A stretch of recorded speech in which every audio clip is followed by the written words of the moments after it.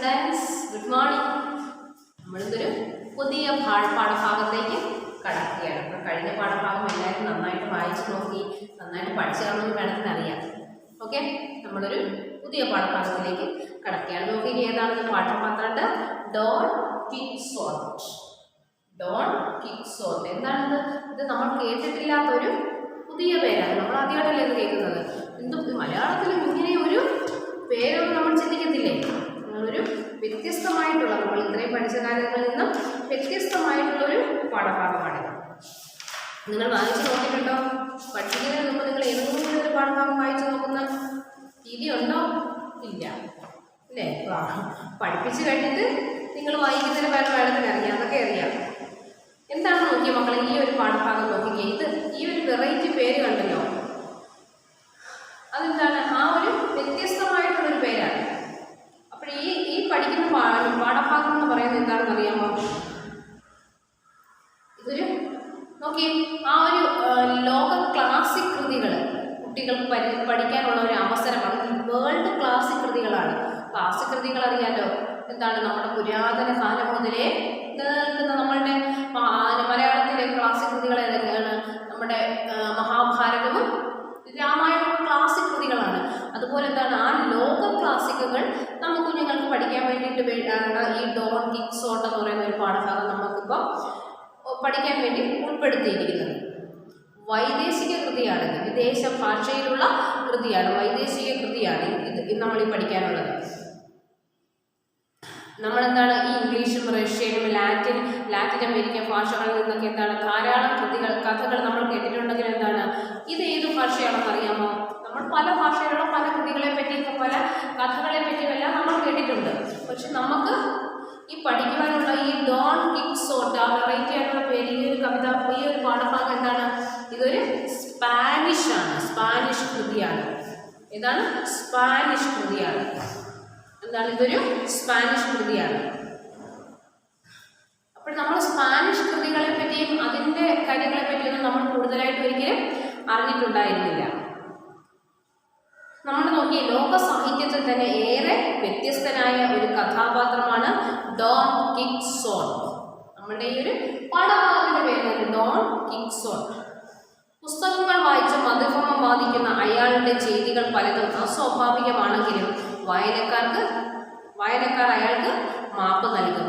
അതേ നിലയിലാണ് ഈ കഥാപാത്രത്തിന്റെ വിശേഷ സ്വഭാവത്തെ എഴുത്തുകാരൻ വെളിപ്പെടുത്തിയിരിക്കുന്നത്. എന്തായാലും ഈ കൃതികൾ മറ്റു വൈദേശിക കൃതികളും തേടി വായിക്കാൻ നമുക്കെല്ലാവർക്കും കഴിയണം. അപ്പോൾ ഇനിയും നമുക്ക് കുറേ വൈദേശികമായിട്ടുള്ള കൃതികൾ കിട്ടിക്കഴിഞ്ഞാലും അത് വായിച്ച് അവരുടെ നാട്ടിൻ്റെ ആ ഒരു അന്തസ്സും മൂല്യവും മനസ്സിലാക്കാൻ വേണ്ടി നമുക്ക് ഓരോരുത്തർക്കും കഴിയണം.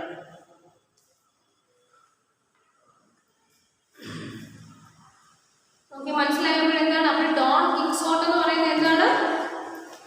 സ്പാനിഷ് കൃതിയാണ്. സ്പാനിഷ്.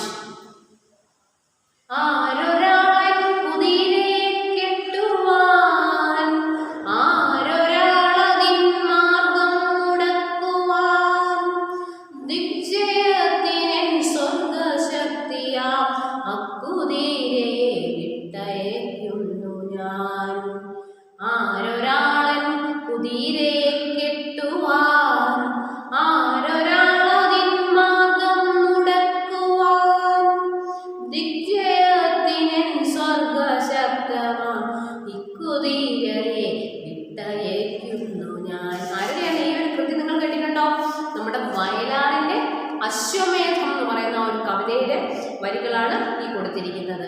ആരൊരാളൻ കുതിരെ കെട്ടുവാൻ, ആരൊരാളതിൻ മാർഗം മുടക്കുവാൻ, ദിഗ്ജയത്തിനെൻ സ്വർഗശക്തിയാം ഇക്കുതിരയെ വിട്ടയക്കുന്നു ഞാൻ, ഇക്കുതിരയെ ചെമ്പൻ കുതിരയെ. എന്താണ്? ദിഗ്വിജയത്തിന് വേണ്ടിയിട്ട് പണ്ട് മഹാരാജാക്കന്മാർ എങ്ങനെയായിരുന്നു എന്നറിയാമോ? എങ്ങനെയായിരുന്നു? അവര് യുദ്ധമെല്ലാം കഴിഞ്ഞതിന് ശേഷം എന്താണ് അടുത്ത സ്ഥലത്തേക്ക് അവരുടെ കുതിരയെ കഴിച്ചു വിടുകയാണ്. ആ കുതിര ഓടി എത്തുന്നത് എവിടാണോ അതെല്ലാം മഹാരാജാവിന് സ്വന്തമാകുന്നതാണ്. അശ്വമേധം നടത്തുക എന്ന് പറയുന്നത് അശ്വമേധം. ആ കുതിരയെ അങ്ങനെ പോകുന്ന വഴിക്ക് ആരെങ്കിലും പിടിച്ച് കെട്ടിക്കഴിഞ്ഞാൽ എന്താണ്? ആ കുതിര ഇങ്ങനെ ഓടിപ്പോകുന്ന കുതിരയെ ഒരാൾ പിടിച്ച് കെട്ടിക്കഴിഞ്ഞാൽ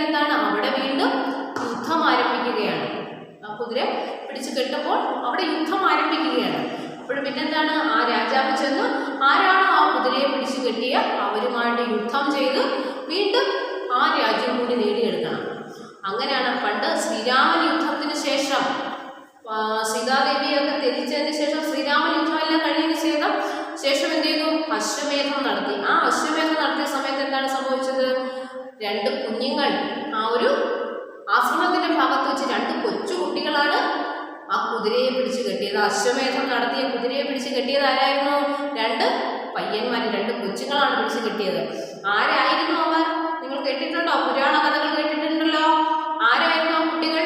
ലവകുശന്മാരായിരുന്നു ആ കുട്ടികൾ. ആ ലവകുശന്മാരാരായിരുന്നു? ശ്രീരാമചന്ദ്രന്റെയും സീതാദേവിയുടെയും ഇരട്ട പുത്രന്മാരായിരുന്നു ലവകുശന്മാർ അല്ലേ? അപ്പോൾ ആ കുതിരയെ പിടിച്ചു കെട്ടിക്കഴിഞ്ഞപ്പോഴത്തേന് വീണ്ടും എന്താണ്? അപ്പോൾ രാജാവ് എല്ലാവരും യുദ്ധത്തിന് വരികയാണ്. അവിടെ വെച്ചാണ് ആ കുട്ടികളെ കാണുന്നത്. ആ ഒരു കഥയൊക്കെ നിങ്ങൾ കേട്ടിട്ടുണ്ടല്ലോ. അപ്പോൾ അശ്വമേധം മനസ്സിലായല്ലോ എന്താണെന്ന്. അപ്പൊ നോക്കിയ മക്കളെ, നമുക്ക് പാഠഭാഗത്തിലേക്ക് വരാം. ലോക സാഹിത്യത്തിൽ അംഗീകരിക്കപ്പെട്ടിട്ടുള്ള ഇതിഹാസ കാവ്യങ്ങളാണ് വാൽമീകിയുടെ രാമായണം, വ്യാസൻ രചിച്ച മഹാഭാരതം, ഹോമർ എഴുതിയ ഇലിയാസ്, ഒഡീസി എന്നിവ. ഇതിഹാസ കാവ്യങ്ങളെ പോലെ തന്നെ നൂറ്റാണ്ടുകൾക്ക് ശേഷവും പ്രസക്തി നഷ്ടപ്പെടാത്ത ചില അനശ്വര കൃതികളും ഉണ്ട്. ശാകുന്തളം ഉൾപ്പെടെയുള്ള കാളിദാസ കൃതികളും ഷേക്സ്പിയറിന്റെ നാടകങ്ങളും തന്നെ ഉദാഹരണം. സമാനമായ കൃതികൾ വേറെയുമുണ്ട് സാഹിത്യത്തിൽ. എന്നാൽ ഇവയിൽ നിന്നെല്ലാം വ്യത്യസ്തമായി വിശ്വസാഹിത്യ നഫസിൽ ശുക്ല നക്ഷത്രമായി ശോഭിക്കുന്ന ഇതിഹാസമാനം നേടിയ കൃതിയാണ് മിഗുവൽ ഡി സെർവാൻസ് എഴുതിയ ഡോൺ കിക്സോട്ട്. ബൈബിൾ കഴിഞ്ഞാൽ തന്നെ ലോകത്തിലെ ഏറ്റവും കൂടുതൽ ഭാഷകളിൽ വിവർത്തനം ചെയ്ത കൃതിയും ഇതുതന്നെയാണ്. അപ്പോൾ എന്താണ് ഇനി പറഞ്ഞിരിക്കുന്നത് നോക്കിയാൽ, ലോക സാഹിത്യത്തിൽ അംഗീകരിക്കപ്പെട്ടിട്ടുള്ള ഇതിഹാസ കാവ്യങ്ങളാണ് വാൽമീകിയുടെ രാമായണം. രാമായണത്തിലുള്ള ഒരു ഭാഗമാണ് ഞാൻ പറഞ്ഞു തന്നത്. ഏതാണ്? നമ്മുടെ അശ്വമേധം നടത്തുന്നത് അല്ലേ? വ്യാസൻ രചിച്ച മഹാഭാരതം, വ്യാസൻ രചിച്ച എന്താണ്? മഹാഭാരതം. പിന്നെന്താണ്? ഹോമർ എഴുതിയ ഇലിയാസ്, ഒഡീസി എന്നിവ. ഇതിഹാസ കാവ്യങ്ങളെ പോലെ തന്നെ നൂറ്റാണ്ടുകൾക്ക് ശേഷവും പ്രസക്തി നഷ്ടപ്പെടാത്ത ചില അനശ്വര കൃതികളും ഉണ്ട്. ശാകുന്തളം ഉൾപ്പെടെയുള്ള കാളിദാസ കൃതികളും ഷേക്സ്പിയറിന്റെ നാടകങ്ങളും തന്നെ ഉദാഹരണം. സാമാന്യമായ കൃതികൾ വേറെയുമുണ്ട് സാഹിത്യത്തിൽ. എന്നാൽ ഇവയിൽ നിന്നെല്ലാം വ്യത്യസ്തമായി വിശ്വസാഹിത്യ നഫസിൽ ശുക്ല നക്ഷത്രമായി ശോഭിക്കുന്ന ഇതിഹാസമാനം നേടിയ കൃതിയാണ് മിഗുവൽ ഡി സെർവാൻസ് എഴുതിയ ഡോൺ കിക്സോട്ട്.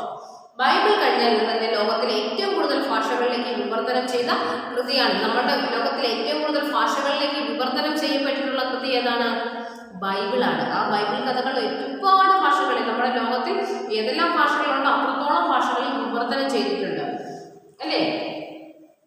എന്താണ് ആ ഒരു അങ്ങനെ എന്താണ് നമ്മളുടെ സാഹിത്യത്തിൽ മലയാളത്തിൽ എന്താണ് വിശ്വസാഹിത്യ നഫസിൽ എന്താണ് ഒരു ശുക്ര നക്ഷത്രമായിട്ട് ശോഭിക്കുന്ന ആ ഇതിഹാസമാനം നേടിയ കൃതികളാണ് അദ്ദേഹം. ആരാണ് ഇദ്ദേഹം എഴുതിയത്? മിഗുവൽ ഡി സെർവാൻസ് എഴുതിയ ഡോൺ കിക്സോട്ട്. മിഗുവൽ ഡി സെർവാൻസ് എന്ന അദ്ദേഹത്തിന്റെ ഫോട്ടോ നമ്മളുടെ ടെക്സ്റ്റിന്റെ ബാക്ക് സൈഡിൽ കൊടുത്തിട്ടുണ്ട് കേട്ടോ. അപ്പോൾ ഏത് സ്പാനിഷ് ഭാഷയിലുള്ള കൃതിയാണ്? ഏതാണ്? സ്പാനിഷ് ഭാഷ. സ്പാനിഷിനകത്താണ് ആ ഒരു കൃതി എഴുതിയിരിക്കുന്നത്.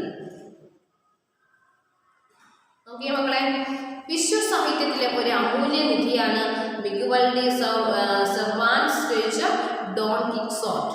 ബൈബിൾ കഴിഞ്ഞാൽ ലോകത്തിലെ ഏറ്റവും അധികം ഭാഷകളിലേക്ക് വിവർത്തനം ചെയ്യപ്പെട്ട കൃതി എന്ന ബഹുമതി സ്പാനിഷ് ഭാഷയിൽ എഴുതപ്പെട്ട ഡോൺ കിക്സോട്ടിനാണ്. തീർന്നില്ല. ഈ കൃതിയുടെ സവിശേഷതകൾ: ഗ്രീക്ക് ഇതിഹാസകാരനായ ഹോമർ മുതൽ വിശ്വപ്രസിദ്ധ സാഹിത്യകാരനായ ടോൾസ്റ്റോയ് വരെയുള്ളവരുടെ കാലഘട്ടത്തിലുണ്ടായ സാഹിത്യ കൃതികളിൽ നിന്നും ഏറ്റവും മികച്ച ഗ്രന്ഥമായി തിരഞ്ഞെടുക്കപ്പെട്ടത് ഡോൺ കിക്സോട്ട് തന്നെ. 54 രാജ്യങ്ങളിൽ നിന്നുള്ള 100 പ്രസിദ്ധരായ എഴുത്തുകാർ ചേർന്നാണ് ഈ തിരഞ്ഞെടുപ്പ് നടത്തിയിരിക്കുന്നത്. ഓക്കെ, അപ്പം ചുമ്മാ നമുക്ക് തിരഞ്ഞെടുത്തതല്ല, ഒരുപാട് ആളുകൾ ചേർന്ന് തിരഞ്ഞെടുത്തതാണ്. വിശ്വസാഹിത്യത്തിലെ ഒരു അമൂല്യ നിധിയാണ് മിഗുവൽ ഡി സെർവാൻസ് രചിച്ച ഡോൺ കിക്സോട്ട്. ബൈബിൾ കഴിഞ്ഞാൽ ലോകത്തിൽ ഏറ്റവും അധികം ഭാഷകളിലേക്ക് വിവർത്തനം ചെയ്യപ്പെട്ട കൃതി എന്ന ബഹുമതി സ്പാനിഷ് ഭാഷയിൽ എഴുതപ്പെട്ട ഡോൺ കിക്സോട്ടിനാണ്. അപ്പോൾ ഏത് ഭാഷയിലാണ് എഴുതിയിരിക്കുന്നത്? സ്പാനിഷ് ഭാഷയിൽ എഴുതപ്പെട്ട ഈ കൃതിക്കാണ്. തീർന്നില്ല ഈ കൃതിയുടെ സവിശേഷതകൾ. അപ്പോഴെന്താണ്, ആ ഒരു സ്പാനിഷ് ഭാഷയിൽ എഴുതി എന്നുള്ളത് മാത്രമല്ല, അതുകൊണ്ട് മാത്രം തീർന്നില്ല ഈ കൃതിയുടെ സവിശേഷതകൾ. പിന്നെയുണ്ടല്ലോ ഗ്രീക്ക് ഇതിഹാസകാരനായ ഹോമർ മുതൽ വിശ്വപ്രസിദ്ധ സാഹിത്യകാരനായ ടോൾസ്റ്റോയ് വരെയുള്ളവരുടെ കാലഘട്ടത്തിൽ ഉണ്ടായ സാഹിത്യകൃതികളിൽ നിന്നും ഏറ്റവും മികച്ച ഗ്രന്ഥമായി തിരഞ്ഞെടുക്കപ്പെട്ടത് ഡോൺ കിക്സോട്ട് തന്നെ. 54 രാജ്യങ്ങളിൽ നിന്നുള്ള 100 പ്രസിദ്ധരായ എഴുത്തുകാർ ചേർന്നാണ് ഈ തിരഞ്ഞെടുപ്പ് നടത്തിയിരിക്കുന്നത്. 54 രാജ്യങ്ങളിൽ നിന്നുള്ള, 1-2 രാജ്യങ്ങളൊന്നുമല്ല, 54 രാജ്യങ്ങളിൽ നിന്നുള്ള 100 പ്രസിദ്ധരായിട്ടുള്ള എഴുത്തുകാർ, 1-2 പേരൊന്നുമില്ല, വ്യത്യസ്തമായിട്ടുള്ള രാജ്യങ്ങളിൽ വ്യത്യസ്തമായിട്ടുള്ള ഭാഷ അറിയാവുന്ന ആ 54 രാജ്യങ്ങളിൽ നിന്നും 100 എഴുത്തുകാർ ചേർന്ന് തിരഞ്ഞെടുത്തതാണ് ഏത്, ഈ ഡോൺ കിക്സോട്ട്. നോക്കിയോളെ, ആധുനിക യൂറോപ്യൻ ഭാഷയിലുണ്ടായ ആദ്യ നോവലായും ഡോൺ കിക്സോട്ട് അംഗീകരിക്കപ്പെട്ടിരിക്കുന്നു. നോക്കിയേ, ആധുനിക യൂറോപ്യൻ ഭാഷയിലുണ്ടായ ആദ്യ നോവലായും ഡോൺ കിക്സോട്ട് അംഗീകരിക്കപ്പെടുന്നു. എക്കാലത്തെയും മികച്ച നോവലായി പലരും കരുതുന്ന ഈ ഗ്രന്ഥം സ്പാനിഷ് ഭാഷയിലെ ഏറ്റവും മികച്ച കൃതിയായി പരിഗണിക്കപ്പെടുന്നു. എന്താണ് ഈ ആധുനിക യൂറോപ്യൻ ഭാഷയിലുണ്ടായ ആദ്യ നോവലായിട്ടാണ് എന്താണ് ഡോൺ കിക്സോട്ട് അംഗീകരിക്കപ്പെട്ടിരിക്കുന്നത്. നോക്കിയേ, എക്കാലത്തെയും മികച്ച നോവലായി പലരും കരുതുന്ന ഈ ഗ്രന്ഥം സ്പാനിഷ് ഭാഷയിലെ ഏറ്റവും മികച്ച കൃതിയായി പരിഗണിക്കപ്പെടുന്നു. അപ്പോൾ ഈ ഗ്രന്ഥമാണെന്ന് സ്പാനിഷ് ഭാഷയിലെ ഏറ്റവും മികച്ച കൃതിയായിട്ട് പരിഗണിക്കപ്പെടുന്നത്. അതോടൊപ്പം മികച്ച ഹാസ്യ സാഹിത്യ കൃതി എന്ന ബഹുമതിയും ഡോൺ കിക്സോട്ടിന് ഉണ്ട്. അതിൻ്റെ കൂടെ തന്നെ എന്താണ് ഏറ്റവും മികച്ച ഹാസ്യ സാഹിത്യ കൃതി എന്ന ബഹുമതിയും ഡോൺ കിക്സോട്ടിന് ഉണ്ട്. വിസ്തൃതമായ ഈ ഗ്രന്ഥത്തിൻ്റെ 1ാം ഭാഗം പ്രസിദ്ധീകരിച്ചത് 1605 ജനുവരിയിലാണ്. ഏത് നോക്കിയാൽ ഒന്ന് ശ്രദ്ധിച്ച 1605 ജനുവരിയിലാണ്. 2ാം ഭാഗം 1615-ലും. 2ാം ഭാഗം എന്താണ് 1615-ലും. ഡോൺ കിക്സോട്ട് പ്രസിദ്ധീകരിച്ചതിൻ്റെ 400-ാം വാർഷികം ലോകമെമ്പാടും അതിവിപുലമായി ആഘോഷിച്ചു. 400 വർഷം എന്ന് വെച്ചാൽ എന്താണ്, 4 നൂറ്റാണ്ടാണ്. 100 വർഷം ചേരുന്നതാണ് നൂറ്റാണ്ടെന്ന് പറയുന്നത്. അപ്പോൾ 400 വർഷം എന്ന് പറയുമ്പോൾ എത്ര നൂറ്റാണ്ടാണ്? 4 നൂറ്റാണ്ടാണ്. 400-ാം വാർഷികം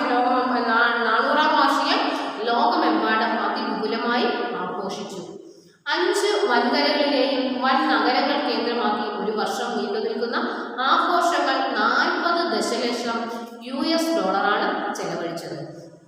അപ്പോഴെന്താണ്, 5 വൻകരകളിലെയും വൻ നഗരങ്ങൾ കേന്ദ്രമാക്കി ഒരു വർഷം നീണ്ടുനിന്ന ആഘോഷം. അപ്പോൾ 5 വൻകരകളിലെയും ആ വൻകരകൾ ആ ഭൂഖണ്ഡങ്ങളാണ്, അതിനകത്തെ എന്താണ് ആ 5 വൻ നഗരങ്ങൾ കേന്ദ്രമാക്കി. അപ്പോൾ ഇന്ത്യയുടെ തന്നെ പ്രധാനപ്പെട്ട 5 നഗരങ്ങൾ ഏതൊക്കെയാണ്? ഡൽഹി ഉണ്ട്, ഹൈദരാബാദ് ഉണ്ട്, അങ്ങനെ ബോംബെ ഉണ്ട്, അങ്ങനെ ഇമ്പോർട്ടൻ്റ് ആയിട്ടുള്ള പ്ലേസുകളുണ്ടല്ലോ. അങ്ങനെ 5 നഗരങ്ങൾ കേന്ദ്രമാക്കി എന്താണ് ഒരു വർഷം നീണ്ടു നിന്ന ആഘോഷങ്ങൾക്കായി 40 ദശലക്ഷം US ഡോളറാണ് ചെലവഴിച്ചത്. അപ്പോൾ അതിനു വേണ്ടിയിട്ട് എന്താണ് 40 ദശലക്ഷം US ഡോളറാണ് ചെലവഴിച്ചത്. മനസ്സിലായോ? ഒന്നുകൂടെ ശ്രദ്ധിച്ച മക്കളെ, അത് ആധുനിക യൂറോപ്യൻ ഭാഷയിലുണ്ടായ ആദ്യ നോവലായും ഡോൺ കിക്സോട്ട് അംഗീകരിക്കപ്പെടുന്നു. അപ്പോഴെന്താണ് ആധുനിക യൂറോപ്യൻ ഭാഷയിൽ ഉണ്ടായിട്ടുള്ള ആദ്യത്തെ നോവലാണ്. അങ്ങനെയും കൂടി ഒരു ബഹുമതി ഈ നോവലിനും ഉണ്ട്. എന്താണ് ആദ്യ നോവലായും ഡോൺ കിക്സോട്ട് അംഗീകരിക്കപ്പെടുന്നു. എക്കാലത്തെയും മികച്ച നോവലായി പലരും കരുതുന്ന ഈ ഗ്രന്ഥം സ്പാനിഷ് ഭാഷയിലെ ഏറ്റവും മികച്ച കൃതിയായി പരിഗണിക്കപ്പെടുന്നു. അപ്പോൾ അത് മാത്രം എന്താണ് ഈ ആദ്യ നോവൽ ആധുനിക ഭാഷ യൂറോപ്യൻ ഭാഷയിലെ ആദ്യ നോവലാണെങ്കിൽ പോലും എന്താണ് എക്കാലത്തെയും മികച്ച നോവലായി പലരും ഈ ഗ്രന്ഥത്തെ കണക്കാക്കപ്പെടുന്നു, പരിഗണിക്കപ്പെടുന്നു. അതോടൊപ്പം എന്താണ് മികച്ച ഹാസ്യ സാഹിത്യ കൃതി എന്ന ബഹുമതിയും ഡോൺ കിക്സോട്ടിനുണ്ട്. അതുപോലെ തന്നെ എന്താണ് ഏറ്റവും മികച്ച ഹാസ്യ സാഹിത്യ കൃതി എന്ന ബഹുമതിയും ഡോൺ കിക്സോട്ടിന് ഉണ്ട്. വിസ്തൃതമായ ഈ ഗ്രന്ഥത്തിന്റെ 1ാം ഭാഗം പ്രസിദ്ധീകരിച്ചത് 1605 ജനുവരിയിലാണ്. എന്താണ് അതിന്റെ 1ാം ഭാഗം? ഈ വിസ്തൃതമായ ഈ ഗ്രന്ഥത്തിന്റെ 1ാം ഭാഗം എന്താണ് പ്രസിദ്ധീകരിച്ചത്? എന്താണെന്ന് നോക്കിക്കേ. വിസ്തൃതം എന്ന് വെച്ചാൽ എന്താണ്? വളരെ കീർത്തിയുള്ളത്, പ്രശസ്തമായ വിസ്തൃതമായിട്ടുള്ളതാണ് വിസ്തൃതം എന്ന് പറയുന്നത്. ആ വിസ്തൃതമായിട്ടുമായ ഈ ഗ്രന്ഥത്തിന്റെ 1-ാം ഭാഗം പ്രസിദ്ധീകരിച്ചത് 1605 ജനുവരിയിലാണ്. 2-ാം ഭാഗം 1615-ലും. 2-ാം ഭാഗം എന്ന് പ്രസിദ്ധീകരിച്ചു 1615-ലും പ്രസിദ്ധീകരിച്ചു. ഡോൺ കിക്സോട്ട് പ്രസിദ്ധീകരിച്ചതിന്റെ 400-ാം വാർഷികം ലോകമെമ്പാടും അതിവിപുലമായി ആഘോഷിച്ചു. 1615 എന്താണ് ആ ഡോൺ കിക്സോട്ട് പ്രസിദ്ധീകരിച്ചതിന്റെ 400-ാം വാർഷികം ലോകമെമ്പാടും അതിവിപുലമായി ആഘോഷിച്ചു. 5 വൻകരകളിലെയും വൻ നഗരങ്ങൾ കേന്ദ്രമാക്കി ഒരു വർഷം നീണ്ടുനിന്ന ആഘോഷങ്ങൾക്കായി $40 ദശലക്ഷം ചെലവഴിച്ചത്. എന്താ നോക്കിയ 5 വൻകരകളിലെയും വൻ നഗരങ്ങൾ കേന്ദ്രമാക്കി ഒരു വർഷം നീണ്ടുനിന്ന ആഘോഷങ്ങൾക്കായി എന്താണ് $40 ദശലക്ഷം ചെലവഴിച്ചത്. ബാക്കി നോക്കിയേ. പുസ്തകങ്ങൾ വായിച്ച് സമനില തെറ്റി സ്വയം ഒരു വീരപ്രഭുവായി സങ്കല്പിച്ച് സമൂഹത്തെ നന്നാക്കുവാൻ ഇറങ്ങി പുറപ്പെട്ട് കുഴപ്പങ്ങളിൽ ചെന്ന് ചാടിയ ഡോൺ കിക്സോട്ടാണ് ഈ കഥയിലെ നായകൻ. ആരാണ് ഈ കഥയിലെ നായകൻ നോക്കിയേ. പുസ്തകങ്ങൾ വായിച്ച് വായിച്ച് വായിച്ച് എന്താണ് ബുദ്ധി കൂടി വട്ടായി പോകുമെന്ന് പറഞ്ഞിരുന്നില്ലേ. അങ്ങനെ പുസ്തകങ്ങൾ വായിച്ച് വായിച്ച് വായിച്ച് എന്താണ് സമതല തെറ്റിപ്പോയി. അങ്ങനെ സമതല തെറ്റി സ്വയം എന്നിട്ടാണ് ഒരു വീരപ്രഭുവായി സങ്കല്പിച്ച് സമനില തെറ്റപ്പോൾ എന്താണ് പിന്നെ എന്താണ് നമ്മൾക്ക് നടക്കുന്നതെന്നോ നമ്മളുടെ ചുറ്റും നടക്കുന്നതെന്നോ എന്നുള്ള കാര്യം അറിയാൻ പറ്റാതെ ആയിപ്പോകും. അങ്ങനെ സമനില തെറ്റിയിട്ട് എന്ത് ചെയ്തു? സമനില തെറ്റിയിട്ട് സ്വയം ഒരു വീരപ്രഭുവായി സങ്കല്പിച്ച് സമൂഹത്തെ നന്നാക്കുവാൻ ഇറങ്ങി പുറപ്പെട്ട് കുഴപ്പങ്ങളിൽ ചെന്ന് ചാടിയ ഡോൺ കിക്സോട്ടാണ് ഈ കഥയിലെ നായകൻ. ലാ മാഞ്ച പ്രദേശത്തുള്ള ജന്മി വിഭാഗത്തിൽപ്പെട്ട ഇടത്തരം കർഷകനായിരുന്നു 50-കാരനായ അലോണ്ടോ കിഷാനോ. അവിവാഹിതനായിരുന്ന അയാൾ അനന്തരങ്ങൾക്കൊപ്പമാണ് താമസിച്ചിരുന്നത്. സമൂഹവുമായി വലിയ ബന്ധമൊന്നും ഇല്ലായിരുന്ന അലോണ്ടോയ്ക്ക് 2 സുഹൃത്തുക്കളെ ഉള്ളൂ. ഗ്രാമത്തിലെ വികാരിയും ഒരു ക്ഷൂരകനും. നോക്കിയ മക്കളെ, അപ്പം ശ്രദ്ധിച്ച് നോക്കിയ എന്താണ് അദ്ദേഹത്തിന്റെ അതിലെ നായകൻ ആരാണ്? എന്താണ് സ്വയം ആരാണെന്ന് വീരപ്രഭുവായിട്ട് സങ്കല്പിച്ച് ആ സമൂഹത്തെ നന്നാക്കാൻ വേണ്ടി ഇറങ്ങി പുറപ്പെട്ട് കുഴപ്പങ്ങളിൽ ചെന്ന് ചാടിയ ഡോൺ കിക്സോട്ടാണ് ഈ കഥയിലെ നായകൻ. Don Quixote. പിന്നെന്താണ്? ലാമാഞ്ച പ്രദേശത്തുള്ള ജന്മി വിഭാഗത്തിൽപ്പെട്ട ഇടത്തരം കർഷകനായിരുന്നു 50-കാരനായ അലോണ്ടോ കിഷാനോ. അവിവാഹിതനായിരുന്ന അയാൾ അനന്തരവൾക്കൊപ്പമാണ് താമസിച്ചിരുന്നത്. നീസ്, അനന്തരവൾ, നെഫ്യൂ നീസും ഇല്ലേ നമ്മളുടെ പെങ്ങളുടെ മകൻ, അല്ലെങ്കിൽ അതാണ് ആ ഒരു അളിയൻ്റെ കുഞ്ഞുങ്ങള് നീസ്. അപ്പോഴെന്താണ് ആ ഒരു അനന്തരവൾക്കൊപ്പമാണ് താമസിച്ചിരുന്നത്. സമൂഹമായി വലിയ ബന്ധമൊന്നും ഇല്ലാതിരുന്ന അലോണ്ടോയ്ക്ക് 2 സുഹൃത്തുക്കളെ ഉണ്ടായിരുന്നുള്ളൂ. അപ്പോഴെന്താണ് ഈ അലോണ്ടോയ്ക്ക് എന്താണ് ആ 50-കാരനായിട്ടുള്ള അലോണ്ടോയ്ക്ക് എത്ര 2 സുഹൃത്തുക്കൾ ഉണ്ടായിരുന്നു. ആരൊക്കെയാണ്? ആ ഗ്രാമത്തിലെ വികാരിയും പിന്നെ ഒരു ക്ഷുരകൻ. ക്ഷുരകൻ എന്ന് പറയുന്ന ജോലി എന്താണെന്ന് അറിയാമോ? നമ്മുടെ മുടി വെട്ടുന്ന ജോലി ചെയ്യുന്ന ആളുകളില്ലേ ക്ഷുരകന്മാരെന്നാണ് പറയുന്നത്. മോഡേൺ ആയിട്ടൊക്കെ പറഞ്ഞാൽ ബ്യൂട്ടി പാർലർ മുടി വെട്ടുമല്ലേ ജോലി അല്ലേ? മനസ്സിലായി നിങ്ങൾ? ക്ഷുരകൻ എന്ന് വെച്ചാൽ ജോലി മുടി വെട്ടുന്ന ജോലിയുള്ള ആളാണ് ക്ഷുരകൻ എന്ന് പറയുന്നത്. നോക്കി, അപ്പോൾ സമൂഹമായി വലിയ ബന്ധമൊന്നും ഇല്ലാതിരുന്ന അലോണ്ടോയ്ക്ക് 2 സുഹൃത്തുക്കളെ ഉണ്ടായിരുന്നുള്ളൂ. ഗ്രാമത്തിലെ വികാരിയും ഒരു ക്ഷുരകനും. ബാക്കി ശ്രദ്ധിച്ചേ. മധ്യകാല വീരകഥകൾ വായിക്കുകയായിരുന്നു അലോണ്ടോയുടെ വിനോദം. അപ്പോൾ അലോണ്ടോയുടെ ഏറ്റവും വലിയ വിനോദം എന്തായിരുന്നു? ആ ഒരു മധ്യകാലഘട്ടങ്ങളിൽ നടന്നിരുന്ന ആ വീരകഥകൾ വായിക്കുകയായിരുന്നു അലോണ്ടോയുടെ വിനോദം. ആ കഥകളിൽ ഭ്രമിച്ച അയാൾ ആ വീരസാഹസിക കഥകളിലെ അമാനുഷിക പ്രകൃതികൾ ചെയ്യുന്ന വീരശൂര പരാക്രമിയായ പ്രഭുക്കളെ പോലെ താനുമെന്ന് സങ്കല്പിക്കുന്നു. അപ്പോഴെന്താണ് അത് വായിച്ചിട്ട് എന്താണ് ആ ഒരു കൃതികൾ വായിച്ചിട്ട് എന്താണ് ആ മധ്യകാല ആ വീരകഥകളൊക്കെ വായിച്ചു കഴിഞ്ഞിട്ട് എന്താണ് ആ അലോണ്ടോയുടെ വിനോദം. അദ്ദേഹം എന്ത് ചെയ്യുന്നു? ആ കഥകളിലെല്ലാം അദ്ദേഹം ഭ്രമിച്ച് അയാൾ എന്ത് ചെയ്യുന്നു? ഒരു സാഹസിക കഥകളിലെ അമാനുഷിക പ്രവൃത്തികൾ ചെയ്യുന്ന വീരശൂര പരാക്രമിയായ പ്രഭുക്കളെ പോലെയാണ് താനുമെന്ന് സങ്കല്പിക്കുന്നു. ആ ഒരു വീരശൂര പരാക്രമികളെ പോലെയാണ് താനുമെന്നും സങ്കല്പിക്കുന്നു. രാക്ഷസരോടും മാന്ത്രികരോടും ഏറ്റുമുട്ടുകയും പീഡിതരെ രക്ഷിക്കുകയും ദ്വീപുകൾ കീഴടക്കുകയും ചെയ്യുന്ന ഒരു വീരയോദ്ധാവായി അയാൾ സങ്കല്പിക്കുന്നു. പിന്നീട് എന്താണ് അയാൾ ചിന്തിക്കുന്നത്? ആ രാക്ഷസരോടും മാന്ത്രികരോടുമെല്ലാം ഏറ്റുമുട്ടുകയാണ്. രാക്ഷസരോടും മാന്ത്രികരോടുമെല്ലാം ഏറ്റുമുട്ടിയിട്ട് എന്ത് ചെയ്യുന്നു?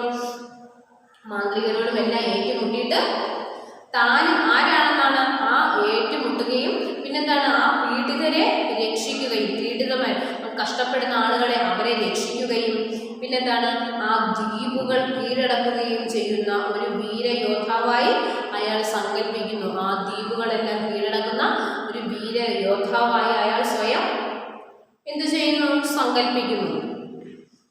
അലോണ്ടോ സ്വയം ഒരു പുതിയ പേരും സ്വീകരിച്ചു. എന്നിട്ട് എന്താണ് ഈ അലോണ്ടോ എന്ത് ചെയ്യുന്നു?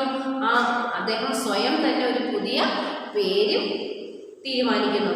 സ്വന്തമായിട്ട് ഒരു പുതിയ പേര് കണ്ടുപിടിക്കാൻ വേണ്ടിയിട്ട് ഒരു സ്വയംഭോഗ പേരും അദ്ദേഹം സ്വീകരിച്ചു. Don Quixote. ഇതാണ് അദ്ദേഹം കണ്ടുപിടിച്ച പേര്, ഡോൺ കിക്സോട്ട്. സ്പാനിഷ് ഭാഷയിൽ കിക്സോട്ട് എന്നാൽ പടച്ചട്ട എന്നാണ് അർത്ഥം. പടച്ചട്ട ഉണ്ടല്ലോ, നമ്മുടെ കർണൻ പണ്ട് ജനിച്ചപ്പോൾ ആ കവചങ്ങൾ ഉണ്ടായിരുന്നു, കവച കുണ്ടലങ്ങൾ ഉണ്ടായിരുന്നു കേട്ടിട്ടില്ലേ? സൂര്യപുത്രനായിട്ടുള്ള കുന്തിപുത്രനായിട്ടുള്ള കർണൻ കേട്ടിട്ടുണ്ടോ? അപ്പോഴെന്താണ് പടച്ചട്ട? അപ്പോഴെന്താണ് എന്താണ് ആ ഒരു കിക്സോട്ട് എന്ന വേർഡിന്റെ അർത്ഥം എന്താണ്? പടച്ചട്ട എന്നാണ്. കിക്സോട്ട് പടച്ചട്ട എന്നാണ് അർത്ഥം. കിക്സോട്ട് എന്നാൽ നടപ്പാക്കാനാവാത്ത ആദർശപരത എന്നർത്ഥം. ആ കിക്സോട്ട് എന്നാൽ എന്താണ്? ആ നടപ്പാക്കാനാവാത്ത ആദർശപരത എന്നാണ് അർത്ഥം. ഈ രണ്ട് അർത്ഥങ്ങളും കഥാനായകന് ചേരുന്നതുമാണ്. ഈ രണ്ട് അർത്ഥങ്ങളും എന്താണ്? ആ കഥാനായകന് ചേരുന്ന അർത്ഥങ്ങളുമാണ്. ഏതൊക്കെയാണ് അർത്ഥം? ആ കിക്സോട്ട് എന്നുള്ള വാക്കിന്റെ അർത്ഥം എന്താണ്? പടച്ചട്ട എന്നാണ് ആ ഒരു വാക്കിന്റെ അർത്ഥം, പടച്ചട്ട. പിന്നെ വേറൊരു അർത്ഥം പറയുന്നത് എന്താണ്? നടപ്പാവാനാവാത്ത ആദർശപരത എന്നാണ് മറ്റൊരു വാക്കിന്റെ അർത്ഥം. നടപ്പാവാനാവാത്ത ആദർശപരത എന്നാണ് മറ്റൊരു വാക്കിന്റെ അർത്ഥം. ഈ രണ്ട് അർത്ഥങ്ങളും ഈ കഥാനായകന് ചേരുന്നതാണ്. അപ്പോഴെന്താണ്, എന്തൊക്കെ വാക്കുകളാണ് ഇതിനകത്ത് എന്താണ് സംഭവിച്ചത്? ഈ ഒരു കഥാകൃത്ത് എന്താണ്? ഒരു കർഷകനായിരുന്നു. കഥാകൃത്തല്ല, ഇതിനകത്ത് കഥാപാത്രം കർഷകനായിരുന്നു. എന്തായിരുന്നു അദ്ദേഹത്തിന്റെ ഏറ്റവും വലിയ ഹോബി, ഏറ്റവും വലിയ താല്പര്യം എന്തായിരുന്നു?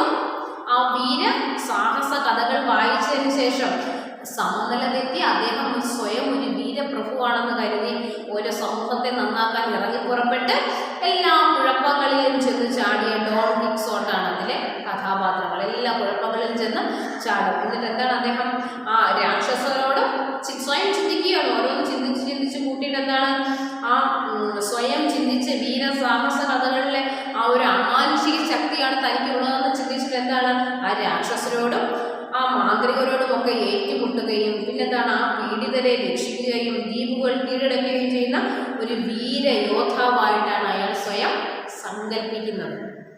രസമുണ്ടല്ലേ? നല്ല കഥയല്ലേ? പിന്നെന്താണ് അദ്ദേഹത്തിന്റെ സ്വന്തം പേരെന്തുവായിരുന്നു?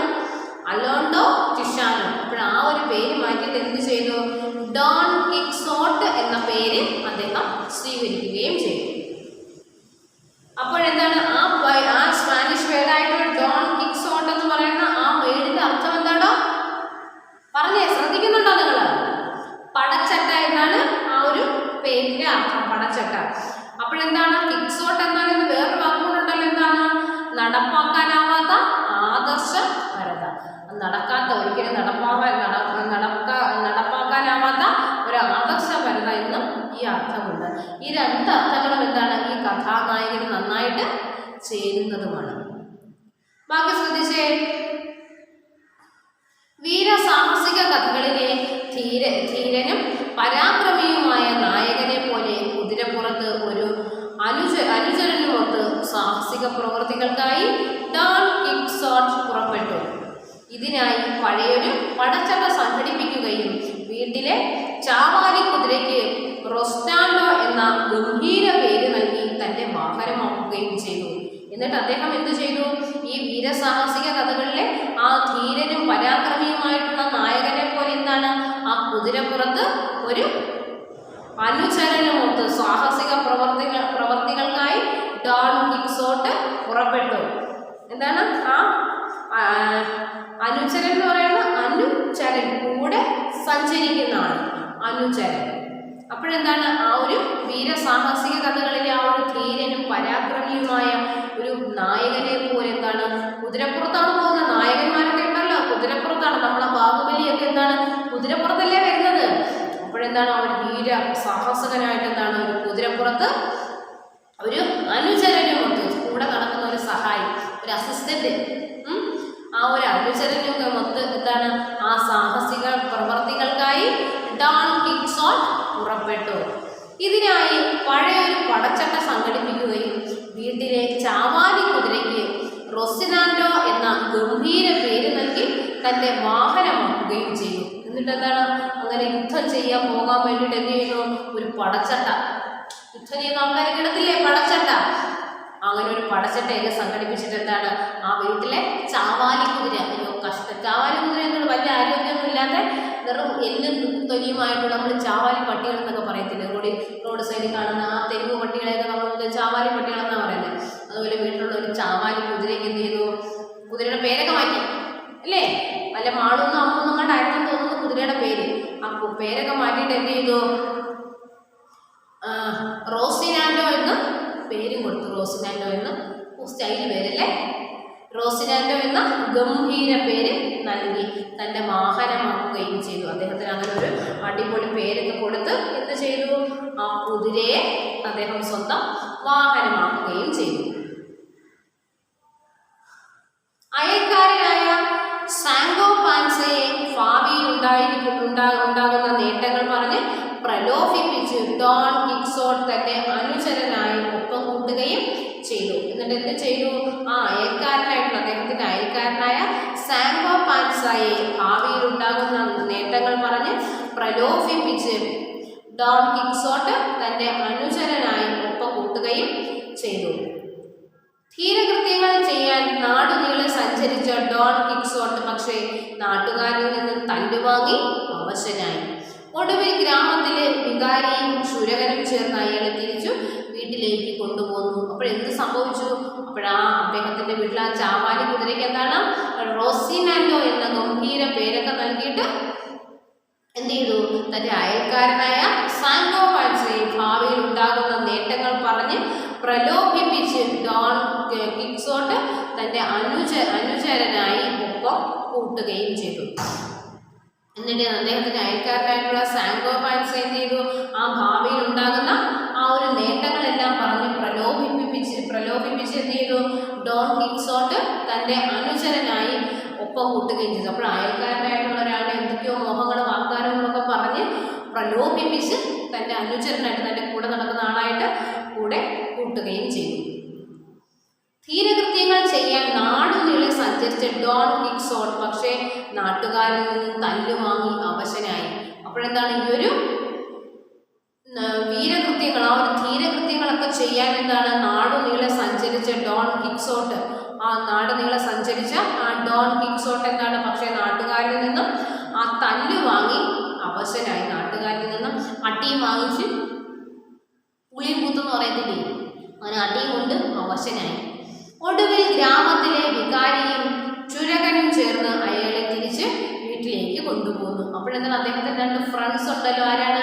ഒന്നൊരു വികാരിയും മറ്റൊന്നെന്താണ് ഒരു ക്ഷുരകനുമാണ്. ഈ അടിയും കൊണ്ട് വഴി കിടന്ന കൂട്ടുകാരനെ എന്ത് ചെയ്തു? ഇവർ രണ്ടുപേരും കൂടെ ചേർന്ന് കഷ്ടമല്ലേ താങ്ങിയെടുത്ത് വീട്ടിലോട്ട് കൊണ്ടുപോരുന്നു. കണ്ടോ? ഒടുവിൽ ഗ്രാമത്തിലെ വികാരിയും ക്ഷുരകനും ചേർന്ന് അയാളെ തിരിച്ച് വീട്ടിലോട്ട് കൊണ്ടുപോകുന്നു. വീട്ടിൽ വിശ്രമിച്ചതിന്റെ ഫലമായി ആരോഗ്യം വീണ്ടും കിട്ടിയ ഡോൺ ക്വിക്സോട്ട് പിന്നെയും സാങ്കോ പാൻസയ്ക്കൊപ്പം ആരും അറിയാതെ വീരസാഹസിക പ്രവൃത്തികൾക്കായി പുറപ്പെട്ടു. എന്ത് ചെയ്തു? ആ വീട്ടിൽ വിശ്രമിച്ചതിന്റെ ഫലമായിട്ട് എന്തായി? ആരോഗ്യം വീണ്ടും കിട്ടിയ ഡോൺ ക്വിക്സോട്ട് പിന്നെയും എന്ത് ചെയ്തു? സാങ്കോ പാൻസയ്ക്കൊപ്പം ആരും അറിയാതെ വീരസാഹസിക പ്രവൃത്തികൾക്കായി പുറപ്പെട്ടു. വിഡ്ഢിവേഷം കെട്ടി പരിഹാസ്യനാവുകയും വീണ്ടും അയാൾ കുഴപ്പങ്ങളിൽ ചെന്നകപ്പെട്ട് കഷ്ടപ്പെടുകയും ചെയ്യുന്നു. യാഥാർത്ഥ്യത്തിനും ഭാവനയ്ക്കും ഇടയിലൂടെ നടന്ന് ഡോൺ ക്വിക്സോട്ട് പിന്നീട് ഉന്മാദത്തിൽ നിന്നും വിശുദ്ധിയിലേക്ക് വളരുന്ന കാഴ്ചയാണ് സെർവാന്റ് അവതരിപ്പിക്കുന്നത്. വിഡ്ഢിയിൽ നിന്ന് ജ്ഞാനിയിലേക്ക് സാങ്കോയും വളരുന്നു. പിന്നെ എന്താണ് സംഭവിച്ചത് നോക്കിയേ നിങ്ങളെ.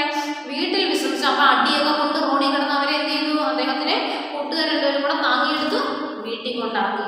എന്നിട്ട് എന്താണ്, ആ വീട്ടിൽ വിശ്രമിച്ചതിന്റെ ഫലമായിട്ട് ആരോഗ്യം വീണ്ടും കിട്ടിയ ഡോൺ കിക്സോട്ട് എന്താണ് പിന്നെയും പോയി. നോക്കിയ പിന്നെയും സാങ്കോമാൻസയ്ക്കൊപ്പം ആരും അറിയാതെ, സാങ്കോമാൻസ തൊട്ട് അയൽക്കാരനായിരുന്നു, അദ്ദേഹത്തെ ആരും അറിയാതെ വീരസാഹസിക പ്രവൃത്തികൾക്കായിട്ട് പുറപ്പെട്ടു. വേറെ ആരും അറിയാതെ വീരസാഹസിക പ്രവൃത്തികൾക്കായിട്ട് പുറപ്പെട്ടു. വിഡ്ഢിവേഷം കെട്ടി പരിഹാസ്യനാവുകയും വീണ്ടും അയാൾ കുഴപ്പങ്ങളിൽ ചെന്നുപെടുകയും കഷ്ടപ്പെടുകയും ചെയ്യുന്നു. വീണ്ടും നമ്മൾ പറയത്തില്ല, എന്താ ഒരു പഴഞ്ചൊല്ലുണ്ടല്ലോ, എന്താ 12 കാലം നായുടെ പാല് കുഴലിരുത്താനും അത് വീണ്ടും വളഞ്ഞല്ലേ ഇരിക്കുള്ളൂ. അതുപോലെ എന്താണ്, അദ്ദേഹം വീണ്ടും എന്ത് ചെയ്തു, വിഡ്ഢിവേഷം കെട്ടി പരിഹാസ്യനാവുകയും വീണ്ടും അയാൾ കുഴപ്പങ്ങളിൽ ചെന്നകപ്പെട്ട് കഷ്ടപ്പെടുകയും ചെയ്യുന്നു. യാഥാർത്ഥ്യത്തിനും ഭാവനയ്ക്കും ഇടയിലൂടെ നടന്ന് ഡോൺ കിക്സോട്ട് പിന്നീട് ഉന്മാദത്തിൽ നിന്നും വിശുദ്ധിയിലേക്ക് വളരുന്ന കാഴ്ചയാണ് സെർവാൻസ് അവതരിപ്പിക്കുന്നത്. എന്താണ് അദ്ദേഹം എന്ത് ചെയ്യുന്നു, ആ യാഥാർത്ഥ്യത്തിൽ നിന്നും ഭാവനയ്ക്കിടയിലൂടെ നടന്ന് എന്താണ് ഡോൺ കിക്സോട്ട് നടക്കുന്ന ഡോൺ കിക്സോട്ട് പിന്നെ എന്ത് ചെയ്യുന്നു, പിന്നീട് ഉന്മാദത്തിൽ നിന്നും വിശുദ്ധിയിലേക്ക് വളരുന്നു. ഉന്മാദാവസ്ഥയിൽ നിന്നും വിശുദ്ധനാവുകയാണ് കേട്ടോ, വിശുദ്ധിയിലേക്ക് വളരുകയാണ്. ആ വളരുന്ന കാഴ്ചയാണ് സെർവാൻസ് അവതരിപ്പിക്കുന്നത്. സെർവാൻസ് ആരാണോ ഈ കഥ എഴുതിയ ആള്, അദ്ദേഹത്തെ പിന്നെന്താണ്, ഇദ്ദേഹത്തെ ഈ ഡോൺ കിക്സോണിനെ പിന്നെന്ത് ചെയ്യുന്നു, അദ്ദേഹത്തിനെ വിശുദ്ധനാക്കുകയാണ് ചെയ്യുന്നത് കേട്ടോ, അദ്ദേഹത്തിനെ വിശുദ്ധനാക്കുന്നു. വിഡ്ഢിയിൽ നിന്നും ജ്ഞാനിയിലേക്ക് സാങ്കോയും വളരുന്നു. അവർ വെറും വിഡ്ഢിയിൽ നിന്നും ആയിലേക്ക് മാറുന്നു, വിഡ്ഢിയിൽ നിന്നും ജ്ഞാനിയിലേക്ക് സാങ്കോയും വളരുന്നു. വിഡ്ഢിയിൽ നിന്നും ജ്ഞാനിയിലേക്ക് സാങ്കോയും വളരുന്നു. അപ്പോഴെന്താണ്, തന്റെ അയൽക്കാരനല്ലേ സാങ്കോ, അപ്പോൾ അദ്ദേഹം ഒരു വിഡ്ഢി ആയതുകൊണ്ടല്ലേ ഈ പൊട്ടൻ പറയുന്ന വാക്കും കേട്ടോണ്ട് കൂടെ ചെന്നത് അല്ലേ, ഇല്ലെങ്കിൽ പടച്ചട്ട എഴിഞ്ഞ് ഒരു ചാവാലി കുതിരയുടെ മുകളിൽ രാജ്യം നന്നാക്കാൻ ഇറങ്ങാൻ പറ്റുന്ന കാര്യമാണോ. അദ്ദേഹം ഒരു വിഡ്ഢി ആയതുകൊണ്ടാണ് കൂടെ പോയത്. അപ്പോൾ അദ്ദേഹം എന്ത് ചെയ്യുന്നു, ആ ഒരു വിഡ്ഢിയിൽ നിന്ന് അദ്ദേഹം ആരാവുന്നു, അദ്ദേഹം ജ്ഞാനിയിലേക്ക് വളരുകയാണ്. നല്ലൊരു കഥയല്ലേ കുഞ്ഞുങ്ങളെ. നോക്കി ബാക്കി നമുക്ക് കുറച്ചും കൂടെ പഠിക്കാം. ശ്രദ്ധിച്ചേ. ഡോൺ കിക്സോട്ടിന്റെ ഭ്രാന്തിനും കോമാളിത്തത്തിനുമുള്ളിൽ നന്മയും നീതിബോധവുമാണ് നിറഞ്ഞു നിൽക്കുന്നതെന്ന് വായനക്കാർ മനസ്സിലാക്കുന്നു. കഥാന്ത്യത്തിലാവട്ടെ അവരെ പരിഹാസപൂർവ്വം നോക്കി ചിരിച്ചവർക്കെല്ലാം കിക്സോട്ടിന്റെ വിശുദ്ധി തിരിച്ചറിയുന്നു. അപ്പോഴെന്താണ്, ആ ഡോൺ കിക്സോട്ടിന്റെ ഭ്രാന്തിനും കോമാളിത്തത്തിനുമുള്ളിൽ എന്താണ് നന്മയും നീതിബോധവുമാണ് നിറഞ്ഞു നിൽക്കുന്നതെന്ന് വായനക്കാർ മനസ്സിലാക്കുന്നു. കഥാന്ത്യത്തിലാവട്ടെ അതുവരെ പരിഹാസപൂർവ്വം നോക്കി ചിരിച്ചവരെല്ലാം കിക്സോട്ടിന്റെ വിശുദ്ധി തിരിച്ചറിയുന്നു. അപ്പോഴെന്താണ്, ആ അദ്ദേഹത്തിന്റെ മനസ്സിലുള്ള ആ ഒരു ഭ്രാന്തും ഒരു കോമാളിത്തത്തിന് മുകളിൽ എന്താണ് ആ ഒരു നന്മയും നീതിബോധവുമാണ് നിറഞ്ഞു നിൽക്കുന്നതെന്ന് വായനക്കാർക്ക് മനസ്സിലാക്കുന്നു. അദ്ദേഹത്തിന്റെ മനസ്സിലെ നന്മ, അദ്ദേഹത്തിന്റെ ആ ഒരു നീതിബോധം, അതാണ് വായനക്കാർക്ക് അദ്ദേഹത്തിൽ നിന്ന് മനസ്സിലാക്കാൻ വേണ്ടി കഴിയുന്നത്. അങ്ങനെ അവർ മനസ്സിലാക്കുകയാണത്. കഥ അന്ത്യത്തിലാകട്ടെ അതുവരെ പരിഹാസപൂർവ്വം നോക്കി ചിരിച്ചവരെല്ലാം കിക്സോട്ടിന്റെ വിശുദ്ധി തിരിച്ചറിയുന്നു. എന്നിട്ട് ആ കഥ അവസാനിക്കുന്ന സമയത്ത് എന്താണ്, കഥ അന്ത്യത്തിൽ എന്താണ് സംഭവിക്കുന്നത്, അതുവരെ പരിഹാസപൂർവ്വം നോക്കി ചിരിച്ചവരെല്ലാം കിക്സോട്ടിന്റെ വിശുദ്ധി തിരിച്ചറിയുന്നു. അത്രയും നാൾ അദ്ദേഹത്തെ പരിഹസിച്ച് അദ്ദേഹത്തെ കളിയാക്കി ചിരിച്ചവരെല്ലാം എന്ത് ചെയ്യുന്നു, അവസാന നിമിഷം എന്താണ്, അദ്ദേഹത്തിന്റെ വിശുദ്ധി എന്താണെന്ന് അവരെ തിരിച്ചറിയുകയാണ്. അപ്പോൾ ഇത്രയും ഭാഗത്തിൽ നിന്ന് നിങ്ങൾക്ക് എന്ത് മനസ്സിലായത് നിങ്ങളെ? നമ്മൾ ഈ പഠിക്കുന്ന കൃതി ഏത് ഭാഷയിലുള്ളതാണ്? സ്പാനിഷ് ഭാഷയിലുള്ളതാണ്. ആരാണ് ഈ കൃതി എഴുതിയെന്ന് നോക്കിക്കേ, മുഗൾവിൻ ഡി സെർവാൻസ്. അദ്ദേഹമാണ് ഈ ഒരു കൃതി എഴുതിയത്. ആ കൃതി ഏത് വർഷമാണ്? ഏകദേശം 400 വർഷങ്ങൾക്ക് മുമ്പുള്ളതാണ് ആ ഒരു കൃതി. 1600 ആ ഒരു വർഷത്തിലാണ് അദ്ദേഹം ഈ ഒരു കൃതി ഇറങ്ങിയത്. 1605 അതിൻ്റെ ആദ്യ ഭാഗം പ്രസിദ്ധീകരിച്ചത്. 1615 ബാക്കി പ്രസിദ്ധീകരിച്ചത്. അപ്പോൾ ലോകത്തിലെ ഏറ്റവും കൂടുതൽ എന്താണ് ആ ഒരു ലോക രാജ്യങ്ങളിൽ നിന്ന് ഏറ്റവും മികച്ച രാജ്യങ്ങളിലെ ഒരു 100 കണക്കിന് എഴുത്തുകാർ ചേർന്നാണ് ലോകത്തിലെ ഏറ്റവും മികച്ച കൃതിയായിട്ട് ഇതിനെ തിരഞ്ഞെടുത്തിരിക്കുന്നത്. കേട്ടോ, ആധുനിക യൂറോപ്യൻ ഭാഷയിലുണ്ടായ ആദ്യ നോവലായിട്ട് ഡോൺ കിക്സോട്ടിനെ അംഗീകരിക്കപ്പെട്ടിരിക്കുന്നു. ഇത് എന്ത് കഥയാണ് ഇത് പറയുന്നത്? ആ ഒരു വീരസാഹസികനായിട്ടുള്ള ഒരു സാഹസികനെ പോലെ ആയിത്തീരുന്ന ഒരു വെറും പാവപ്പെട്ട ഒരു മനുഷ്യന്റെ കഥയാണ് പറയുന്നത്. എന്താണ്? ആ ഒരു പുസ്തകങ്ങൾ വായിച്ച് സമതയിലെ എല്ലാം തെറ്റി സ്വയം ഒരു വീരപ്രഭുവാണെന്ന് സങ്കല്പിച്ച് ആ സമൂഹത്തെ നന്നാക്കാൻ വേണ്ടി ഇറങ്ങി പുറപ്പെട്ട് എല്ലാ കുഴപ്പങ്ങളിലും ചെന്ന് ചാടിയ ഡോൺ കിക്സോട്ടാണ് ഈ കഥയിലെ നായകൻ. അദ്ദേഹം എന്താണ്? ഒരു കർഷകനായിരുന്നു. അദ്ദേഹം അലോണ്ടോ കിഷാനോ എന്നാണ് അദ്ദേഹത്തിന്റെ പേര്. അദ്ദേഹം ഈ കഥകൾ വായിച്ച് അതിലെ കഥാപാത്രമായിട്ട് ജീവിക്കുകയാണ്. അപ്പോഴെന്താണ്? നമ്മുടെ സമൂഹത്തിന് നന്മ വരാൻ വേണ്ടി, ദോഷങ്ങളെല്ലാം മാറാൻ വേണ്ടി അദ്ദേഹം എന്ത് ചെയ്യുന്നു? തൻ്റെ വീട്ടിലെ ആ ഒരു ചാവാലി കുതിരയുടെ പുറത്ത് ഒരു പടച്ചട്ടയും എല്ലാം ധരിച്ച് എന്ത് ചെയ്യുന്നു? യുദ്ധത്തിനിറങ്ങി പുറപ്പെടുന്നു അല്ലേ? എന്നിട്ട് എന്താണ്? നാട്ടുകാരുടെ നാട്ടിയും കൊണ്ട് റോഡിൽ കിടക്കുന്നു. പിന്നെ അദ്ദേഹത്തിന്റെ ആകെ 2 സുഹൃത്തുക്കളെ ഉള്ളൂ. ആ സുഹൃത്തുക്കൾ അദ്ദേഹത്തെ തിരിച്ച് വീട്ടിൽ കൊണ്ടുവന്നാക്കി അവിടെ ശുശ്രൂഷയ്ക്കൊക്കെ ശേഷം വീണ്ടും അദ്ദേഹം ആരോഗ്യം വീണ്ടെടുത്ത് വീണ്ടും യുദ്ധത്തിന് ഇറങ്ങുകയാണ്. പക്ഷെ എന്താണ്? പിന്നീട് ഇദ്ദേഹത്തിന്റെ ആ നന്മയും നീതിബോധവും എല്ലാം മറ്റുള്ളവർ അറിയുന്നു. എന്നിട്ട് കഥ അന്ത്യത്തിൽ എന്താണ് സംഭവിക്കുന്നത്? അദ്ദേഹത്തെ പരിഹാസപൂർവ്വം നോക്കി ചിരിച്ചവർക്കെല്ലാം എന്താണ്? അദ്ദേഹത്തിന്റെ ആ ഒരു നന്മയും നീതിബോധവും മനസ്സിലാക്കാൻ പറ്റുന്നുണ്ട്. ഓക്കെ മക്കളെ, അപ്പോൾ നമുക്ക് ഇത്രയും ഭാഗം പഠിച്ചിരുന്ന് ഈ ഭാഗം അവസാനിപ്പിക്കാം. ബാക്കി നമുക്ക് അടുത്ത ക്ലാസ്സിൽ പഠിക്കാം. ഓക്കെ ചിൽഡ്രൻ, നന്നായിട്ട് വായിച്ചു നോക്കുക. എന്ത് സംശയം ഉണ്ടെങ്കിലും മാഡത്തിനെ വിളിച്ച് ചോദിക്കുക കേട്ടോ. Okay children, by.